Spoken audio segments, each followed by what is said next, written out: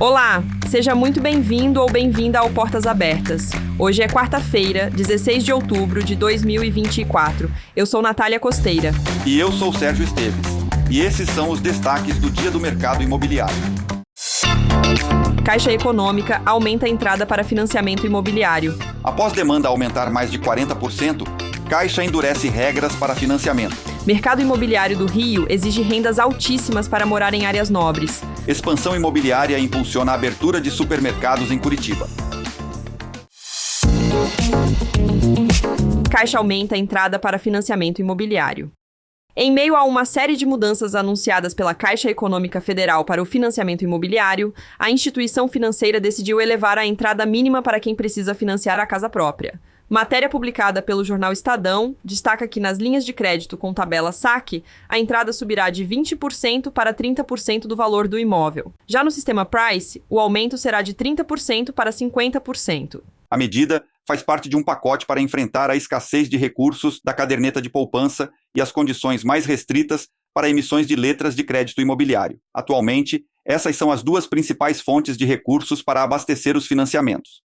A estratégia visa evitar um aumento nos juros cobrados dos clientes em um cenário de restrição de funding. A Caixa pode reavaliar essas regras no futuro, dependendo da capacidade de manter as emissões de letras de crédito imobiliário. Segundo fontes internas, a expectativa é que no início do próximo ano, a depender das condições de mercado, a regra para essa tabela saque possa retornar aos parâmetros anteriores. No entanto, para o sistema Price, é menos provável que as regras voltem ao patamar anterior. Apesar das mudanças, a Caixa mantém um ritmo acelerado de crescimento no crédito imobiliário. Até setembro, o banco concedeu 175 bilhões de reais em financiamentos, um aumento de 28,6% em relação ao mesmo período do ano anterior. A carteira de crédito habitacional da Caixa já ultrapassou 800 bilhões de reais, impulsionada pelas linhas com recursos do FGTS e da poupança. A instituição informou que estuda constantemente medidas que busquem ampliar o atendimento da demanda excedente de financiamentos habitacionais, incluindo discussões com o mercado e o governo. Após demanda aumentar mais de 40%, Caixa endurece regras para financiamento.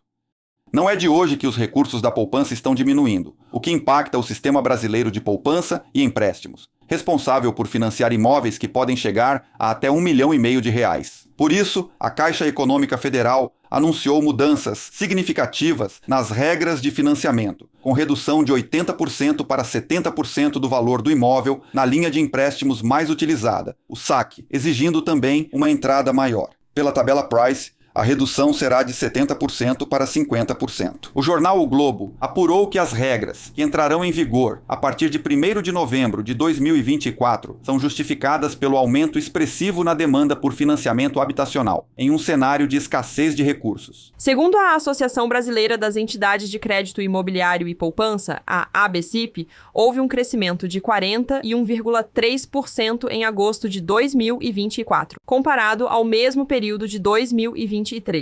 A Caixa já desembolsou mais de 63 bilhões de reais até setembro, quase esgotando sua meta anual de 70 bilhões. A vice-presidente de habitação da Caixa, Inês Magalhães, tem batido na tecla da necessidade de se buscar fontes alternativas de recursos. Como parte de sua estratégia para lidar com a alta demanda, a Caixa está focando em imóveis de menor valor. O banco limitou o financiamento a imóveis de até R$1,5 milhão de reais, exceto para unidades vinculadas a empreendimentos financiados pelo próprio banco. Assim, ela pode direcionar os recursos disponíveis para um segmento mais amplo do mercado, priorizando habitações mais acessíveis. Além disso, a Caixa está adotando uma análise de risco mais rigorosa para a concessão de crédito. Há relatos de contratos não aprovados por dívidas mínimas, como R$4 no cartão de crédito, indicando um critério mais restritivo na avaliação dos mutuários. Essas medidas visam administrar a alta demanda sem suspender completamente as operações. No entanto, o setor também discute alternativas para aumentar a disponibilidade de recursos, como a redução temporária do compulsório e mudanças nas regras das letras de crédito imobiliário. O problema da escassez de recursos para a classe média é parcialmente mitigado pela parte do FGTS destinada ao programa Minha Casa Minha Vida, mas este é limitado a imóveis de até R$350 mil e famílias com renda de até R$8 mil. A gente volta em 1 minuto com mais notícias. Você sabia que a Loft virou a chave?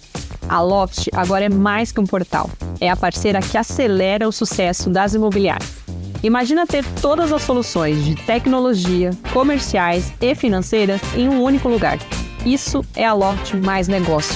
É como ter uma caixa de ferramentas completa para acelerar ainda mais a sua imobiliária. As soluções da Loft mais negócio simplificam e aceleram as jornadas de compra, venda e aluguel de imóveis. Mais de 8 mil imobiliárias, presentes em mais de 800 cidades do Brasil, já confiam nas soluções da Loft mais negócio. Quer saber mais? Pare tudo agora e acesse loft.com.br/portas e descubra as soluções que vão transformar a sua imobiliária. O mercado imobiliário do Rio exige renda com cifras altíssimas para morar em áreas nobres. Morar na orla da Barra da Tijuca, uma das regiões mais cobiçadas do Rio de Janeiro, demanda uma renda que poucos brasileiros possuem. Na Avenida Lúcio Costa, por exemplo, os imóveis apresentam valor médio de R$2 milhões. Para financiar uma moradia nesta localização, é necessária uma renda mensal de 61 mil, segundo simulações feitas pelo Financiômetro, ferramenta lançada pela Loft. A ferramenta considera o preço médio dos imóveis efetivamente transacionados entre janeiro e agosto deste ano, conforme a base de dados oficial da Prefeitura do Rio de Janeiro.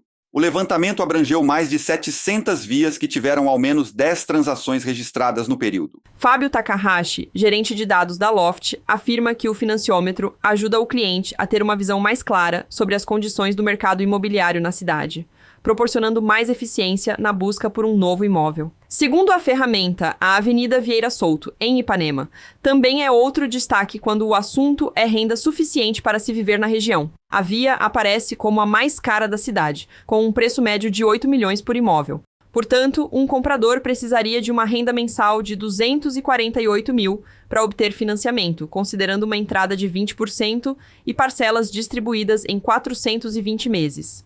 Entre as áreas com maior volume de transações, a Barra da Tijuca se destaca com várias ruas de alto padrão, exigindo uma renda mínima em torno de R$158 mil. Copacabana, tradicional bairro da Zona Sul Carioca, também figura entre as áreas com grande volume de transações. Na Avenida Atlântica, cartão postal da cidade, é preciso uma renda mínima de 55 mil para se comprar imóveis. Já a Rua Francisco Otaviano aparece em segundo lugar, com renda mínima necessária de R$42 mil.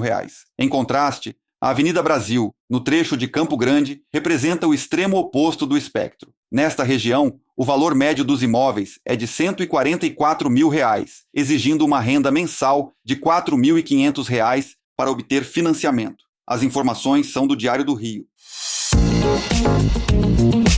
Expansão imobiliária impulsiona a abertura de supermercados em Curitiba. O blog Miriam Gasparim informou que a valorização imobiliária em Curitiba está impulsionando a abertura de novos supermercados e outros estabelecimentos comerciais em diversos bairros da cidade. Há um ciclo de desenvolvimento urbano onde a chegada de novos moradores atrai investimentos em infraestrutura comercial, que por sua vez aumenta a atratividade das áreas para futuros residentes.